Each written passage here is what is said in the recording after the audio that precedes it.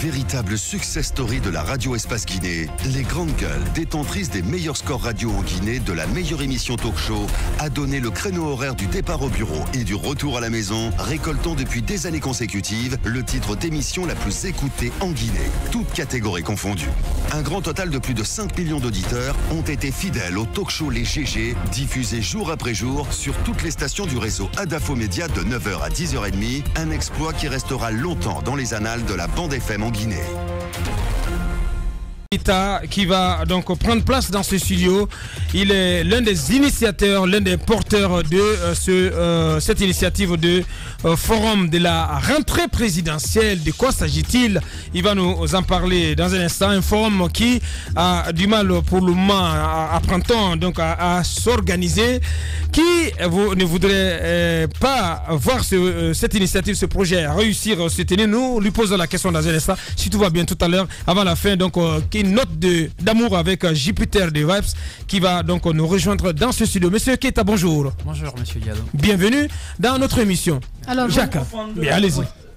Vous vous interrogez et nous avons suivi le lancement de ce que vous voulez organiser, le président face aux jeunes entrepreneurs, mais nous apprenons que vous rencontrez les difficultés. Qu'est-ce qui se passe réellement? Alors, le forum de la rentrée présidentielle a été... D'abord, de quoi s'agit-il? Alors, le forum de la rentrée présidentielle, c'est quoi? Tous les ans, le président de la République s'adresse à la nation le 31 décembre. Et donc, nous nous sommes dit, puisqu'il a dédié son mandat aux jeunes et aux femmes, il serait très bien de prendre 3 jours de sa rentrée annuelle pour pouvoir discuter réellement avec les jeunes et les femmes. Alors, les jeunes et les femmes, il y a 2 entités. Il y a ceux qui sont des modèles de réussite et il y a ceux qui peinent ou qui sont sur la voie de la réussite. Comment faire en sorte que pour que ceux qui sont sur la voie de la réussite puissent y arriver comme ceux qui sont des modèles de réussite? Alors, il faudrait créer un espace de rencontre, d'échange, de travail pour que les uns puissent aider les autres. Mais qui pourrait réellement garantir tout cela? C'est justement le président de la République qui a toutes les largesses pour pouvoir enfin créer cet espace-là. Alors, nous nous sommes dit, profiter de ce forum-là pour le mettre devant ces 2 entités, pour que ces 2 entités puissent travailler ensemble, que les premiers puissent accompagner techniquement et financièrement les seconds. Cela pourrait en tout cas être une première pour, en tout cas en Guinée, et que cela soit institutionnalisé, que tout président qui arriverait, même après en tout cas la première édition, puisse être chaque année en face des jeunes et des femmes pour pouvoir réellement non seulement les écouter, mais aussi faire en sorte que les initiatives locales que portent ces jeunes et ces femmes-là puissent lui parvenir et que lui aussi, il puisse profiter de l'occasion pour pouvoir non seulement dire ses acquis, mais aussi ses initiatives et perspectives pour les années suivantes. Mohamed Mar.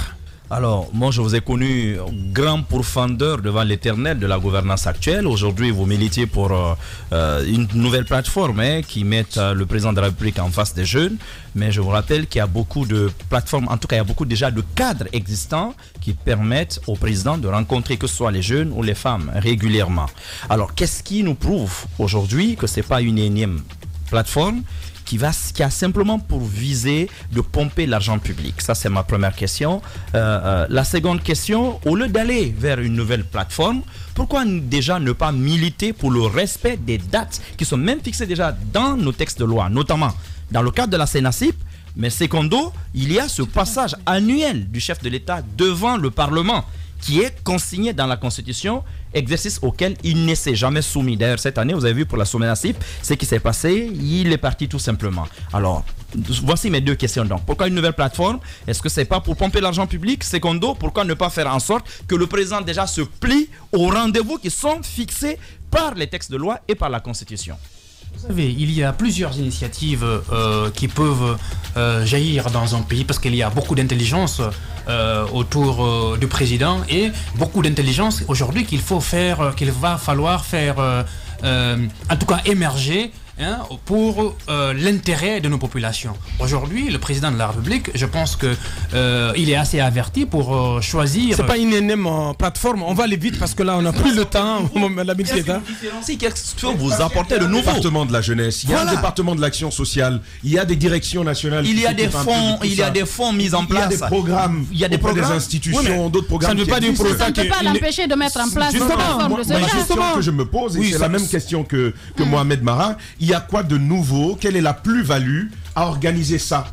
Vu qu'il y a déjà d'autres qui existent et qui apportent au président de la République les priorités de ces différentes couches socio-démographiques, on peut bien se poser la question, où est le besoin? À quoi ça va servir? La grande différence, comme vous l'avez constaté, je disais, c'est à la rentrée de président. Chaque année, le président, normalement, devrait prendre du temps avec les personnes pour lesquelles il a dédié son mandat. Et là, les 3 jours normalement que nous avons préconisé pour que cela soit, c'est 3 jours dans le premier trimestre normalement de l'année. Et alors, nous pensons, nous estimons que pour une première fois en Guinée, ceci est... Et la différence sera où? La différence sera dans le suivi et l'évaluation. Et dans le contenu aussi. C'est dans le contenu de la Bien. chose. Alors, Mohamed Lamine, on n'a plus le temps parce qu'on doit recevoir notre dernier invité. Si vous permettez, pourquoi... Où est-ce que ça coince aujourd'hui? Voilà, où est-ce que ça coince rapidement en une minute? Aujourd'hui, nous demandons à ce que nous fassions en fait une rencontre préparatoire entre le président de la République et les jeunes et les femmes qui prennent part à ce forum qui se tiendra au mois de mars. La rencontre préparatoire se tiendra demain vendredi 15 février à la Blue Zone de Kaloum, mais nous savons que dans toute bonne idée, il y a une main noire en fait qui ne veut pas que ces choses-là se réalisent. Aujourd'hui, on constate cela. Il y a d'aucuns qui ne veulent pas du tout voir le président venir à est-ce que c'est des faits? Non, mais il a forcément des choses. Ça aura lieu ou pas? Ça aura lieu ou pas? Ça aura lieu, justement. La rencontre préparatoire aura lieu, mais seulement on ne peut pas garantir la présence du chef de l'État. Bon, le président de la République a dit vouloir venir. Maintenant, il y a des gens qui, tapis dans l'ombre, sont là en train de vouloir faire d'autres activités pour pouvoir le tirer de ce côté-là, parce que justement, l'idée ne... Apparemment, on veut l'envoyer à Sigiri ce week-end. Justement, par exemple, il y a par exemple cette école-là, Sigiri, il y a une... je sais pas, je pense... si c'est une ouverture d'un dispensaire, quelque chose comme ça, en tout cas qui se passe à Sigiri. Et aujourd'hui, nous pensons que... il y a des manœuvres de sabotage. Voilà. La chose la plus importante aujourd'hui, c'est de faire en sorte que...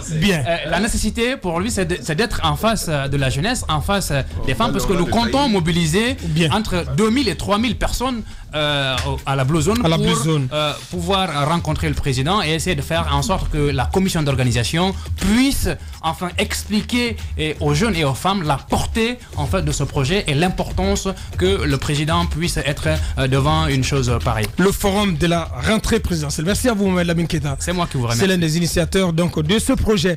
La suite est peut-être pour le bouquet avec notre invité culture, Jupiter. Radio Espace, les grandes gueules. Leur spécialité, c'est la démesure totale. Tant qu'ils ne changeront pas, nous ne changerons pas non plus. Les grandes gueules, à suivre tous les jours sur la radio d'opinion. Radio Espace.